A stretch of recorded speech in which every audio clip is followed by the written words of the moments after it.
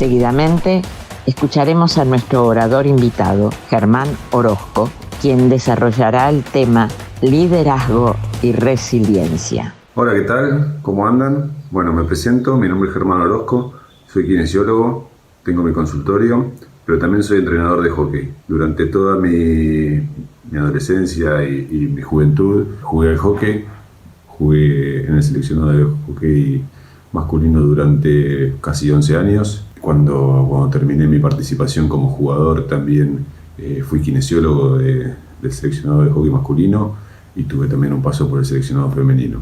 Y para terminar con esta breve presentación, durante los años desde el 2018 al 2021 fui entrenador de los Leones. Hoy me convocan para hablar de dos palabras que para mí tienen un significado muy fuerte, que son el liderazgo y la resiliencia.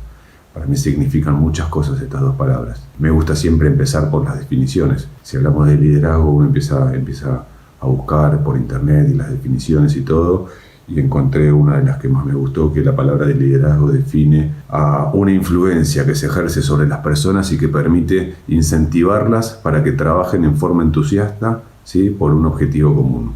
Y la palabra resiliencia, y según la Real Academia Española de la Lengua, ¿sí?, es la capacidad humana de asumir con flexibilidad situaciones límites y sobreponerse a ellas.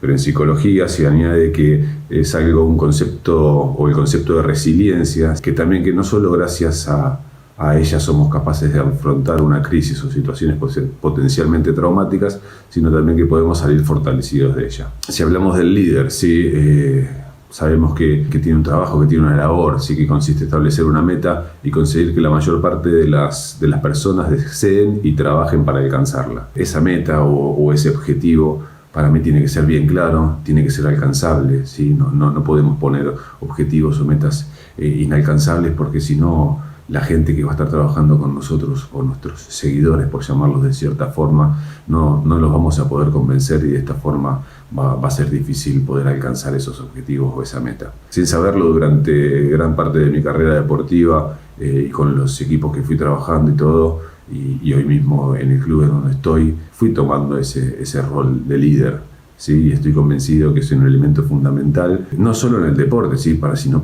en el deporte uno busca que su equipo vaya hacia la victoria, ¿sí?, pero parece que también en la educación los maestros o los docentes buscan que sus alumnos los sigan con un objetivo y que se identifiquen con una forma de pensar. Me parece que en la familia también hay líderes, ¿sí? Por ejemplo, los padres o los hermanos mayores, ¿sí?, pueden adoptar esa forma o ese rol de líder, porque terminan siendo un ejemplo. Y bueno, y ni hablar en el ambiente empresarial, en donde buscamos, ¿sí?, sacar una empresa o una organización adelante, y necesitamos que todos empujemos para el mismo lado y trabajemos para alcanzar esos objetivos o esas metas. No lo podemos imponer a un líder, ¿sí? El líder es escogido. ¿Por quién es escogido?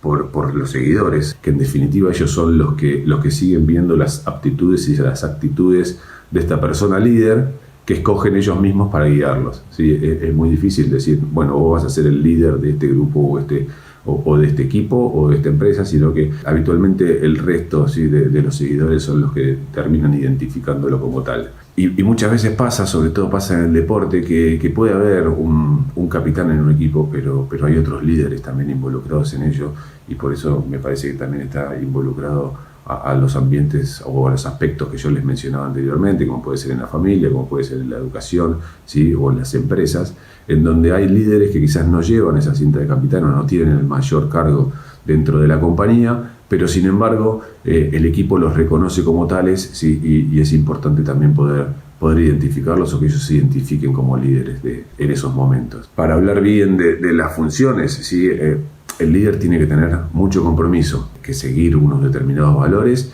pero por sobre todo tiene que tener una identidad, una conducta, un compromiso, como le dije antes, las actitudes, ¿sí?, hablar de una forma pertinente, en donde uno pueda por momentos ser amable y por momentos tenga que también poner cierto rigor para poder llevar a donde estemos, en el ambiente donde estemos, siendo líderes, poder llevarlo, ¿sí?, a la victoria, al crecimiento empresarial, ¿sí?, o al bienestar de la familia, por ejemplo.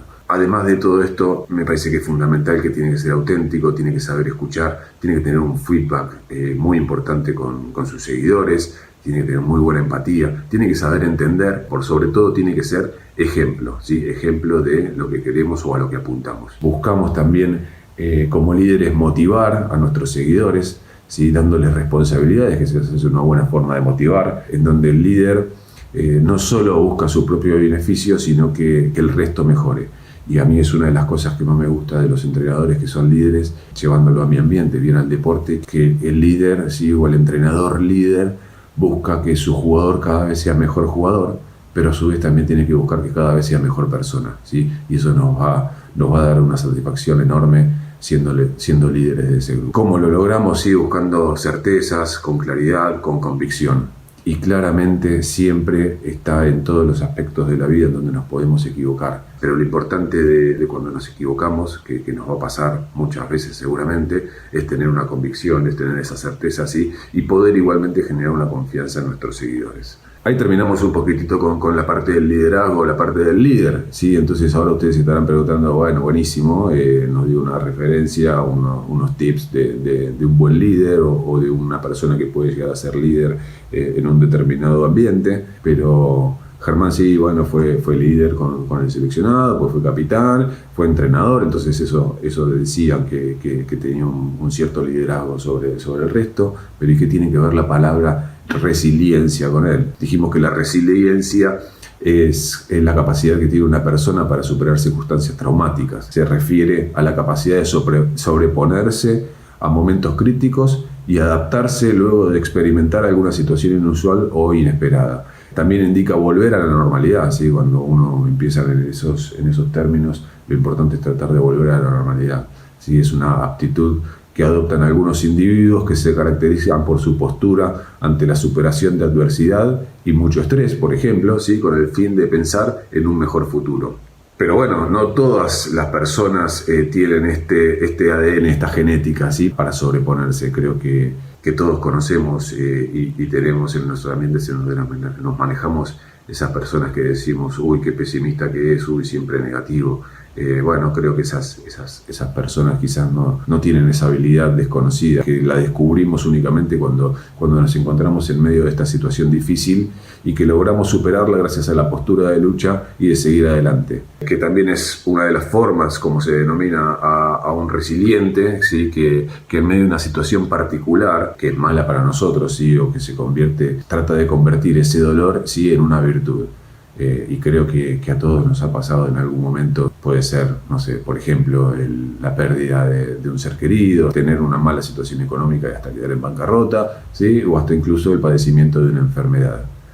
Bien, entonces volvemos a la primera pregunta que les hice antes. ¿Por qué está Germán acá? Bueno, allá por el año 1999 yo pertenecía al seleccionado de hockey, estábamos entrenando muchísimo para ir a los Juegos Panamericanos de Winnipeg. Y bueno, me empecé a sentir mal por momentos, qué sé yo, y fiebre y esas cosas, y de repente, ¡boom!, el mundo casi se viene abajo, ¿sí? Porque después de mucho tiempo, después de casi 15, 20 días, me diagnosticaron un linfoma de Hodgkin.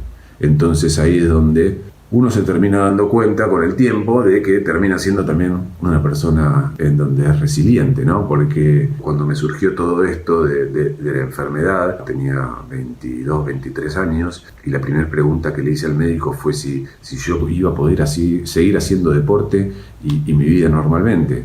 ¿Y por qué le hacía esta pregunta? Porque yo quería seguir con eso, ¿sí? Entonces es eso de poder sobreponerse, de tratar de volver toda la normalidad. Yo había tenido una amiga que había tenido una enfermedad, no la misma, pero algo similar, y sabía que ella no podía exponerse al sol, que había tenido muchos problemas en las articulaciones. Entonces, con mi deporte al aire libre y con el deporte y la vida normal que yo quería llevar, iba a ser algo muy difícil de hacerlo. Entonces, esa era la primera pregunta que quería que me conteste el médico, ¿sí? Y la segunda pregunta que hice era realmente para mí, ¿sí? La pregunta era a mí mismo. Yo me pregunté, ¿por qué me pasa esto? ¿Sí?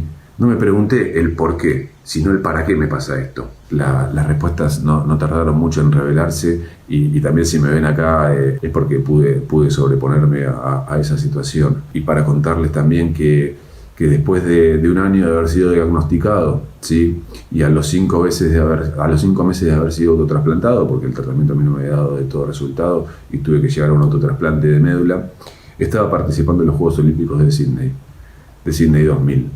Y acá sí aparece un porqué, y el porqué no es mío, sino que el porqué era del entrenador. Yo claramente no tenía la preparación necesaria para ir a jugar un torneo de semejante envergadura, pero el entrenador dijo que yo era fundamental para el equipo, ¿sí? Y que le hacía bien al equipo, y de esa forma eligió llevarme. Para mí las personas resilientes son conscientes. Uno cuando le proponen hacer este tipo de charlas empieza a investigar, empieza a estudiar, empieza a mirar todo y encontré muchas características que tienen las personas resilientes. Estoy representado, ¿sí? Porque son conscientes. Las personas resilientes son conscientes de sus potencialidades y sus limitaciones, ¿sí? Tienen un autoconocimiento que es un arma muy poderosa para poder enfrentar estas adversidades y estos retos, y estas personas saben cómo utilizarlas a su favor. Saben cuáles son sus principales fortalezas y habilidades, ¿sí? Así también como sus limitaciones y defectos. Y de esta manera pueden trazarse metas y objetivos que no solo tienen en cuenta sus necesidades y sueños, sino también los recursos de los que disponen para conseguirlas. Las personas resilientes son creativas. Una persona resiliente no solamente tiene la capacidad de querer pegar un jarrón cuando este jarrón se le rompió, sino que en realidad lo que va a tratar de hacer es, con las piezas de ese jarrón roto, va a tratar de hacer, por ejemplo, un mosaico, ¿sí? Entonces, de lo malo trata de sacar lo bueno o lo precioso. Las personas confían en sus capacidades al ser conscientes de sus potenciales y limitaciones, como les decía antes. Las personas resilientes confían en que son capaces de hacer. Si de algo no pierden, ¿sí?, de vista, son sus objetivos, y son seguros que los pueden lograr. Entonces reconocen la importancia del trabajo en equipo y no se encierran en sus propias cosas, sino que también saben cuándo es necesario pedir ayuda. Asumen las dificultades como una oportunidad para aprender. A lo largo de la vida enfrentamos muchas situaciones dolorosas que nos desmotivan. Con las personas de alto nivel de resiliencia son capaces de ver más allá de esos momentos y no irse para atrás, sino que al revés, seguir para adelante. Asumen las crisis como una oportunidad para generar un cambio, y ese cambio sirve para aprender y para seguir creciendo. Lo que sí también sabemos es que estos momentos nunca van a ser eternos y que el futuro depende de cómo vayamos reaccionando. La pregunta es siempre: ¿qué puedo aprender de esto que me está pasando? Sabemos que este tipo de gente tiene el hábito, ¿sí?, de estar plenamente viviendo el presente, ¿sí?, el aquí y ahora. El pasado ya pasó, es parte del ayer, ¿sí?, y el futuro es algo que no nos aturde, ¿sí?, no nos genera esa incertidumbre, no nos genera esa preocupación. Vamos viviendo estas experiencias, ¿sí?, de cuando se nos presentan, y tratamos siempre de sacarle el mayor provecho. Disfrutamos de los detalles, o nunca perdemos la capacidad del asombro que la vida nos puede dar. Somos objetivos, la realidad es que somos muy objetivos, ¿sí?, a través de lo que se llama como el prisma optimista, sabiendo, como ya les dije anteriormente, también de nuestras potencialidades. Uno de los recursos y que tenemos a nuestro alcance es tratar de no ser negativo, ¿no? El positivismo, ¿sí?, ser plenamente positivo, y nos esforzamos por ser positivos y afrontar y a veces disfrutar de estos retos. Me parece que son unos aspectos importantes, de tratar de ser siempre positivo, y a su vez también de esta actitud positiva que nosotros tenemos. Necesitamos rodearnos, ¿sí?, o cultivar nuestras amistades para que se manifiesten de la misma forma que nosotros. Necesitamos tener gente con actitud positiva cercana a nosotros en nuestra vida, ¿sí?, y evitando a esos vampiros emocionales que a veces ¿sí?, el famoso diablito malo que tenemos parado en un hombro y siempre es muy negativo. Entonces tratar de esa gente, que no rodearnos de ese tipo de gente, y bueno, estos saboteadores culturales, como a veces los llamamos, tratar de dejarlos de lado, para que en el momento que nosotros tengamos un momento crítico, un momento difícil, ¿sí?, poder sostenernos a esta gente que tenemos al lado. Lo que tratamos es muchas veces de no controlar situaciones, sino emociones. El estrés, ¿sí?, la tensión, muchas veces se nos genera por querer controlar todos los aspectos de nuestra vida. Y bueno, y es muy difícil poder controlar todo eso.